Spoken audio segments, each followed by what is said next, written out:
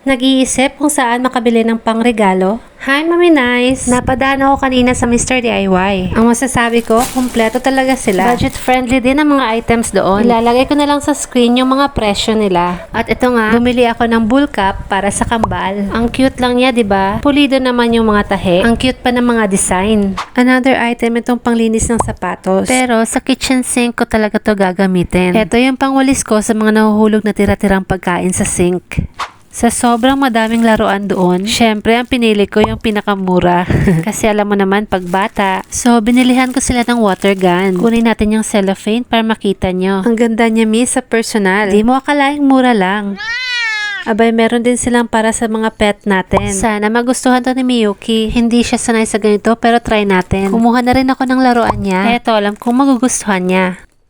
Nagpabili din sa akin ng anything accessory sa hair yung husband ko para sa show nila sa kanilang incoming party. At mukhang matibay ha. Para sa akin naman tong coin purse. Pero actually, paglagyan ko lang siya ng lip tint at powder para di makalat sa bag. Ang ganda niya sa personal. May iba't ibang designs din doon mga mi. Eto naman ang sa loob niya. Wala lang, natuwa lang talaga ako dito. Kung naghahanap kayo ng planner, abay marami doon sa DIY. Pero ito nakita ko, drawing book. Ang cute niya. Gusto ko lang ibalik yung pagdodrawing ko. At the same time, planner na rin. Because why not? Maraming page ito mga mi at makapal siya. Kayo mga mi, may mga planner na ba?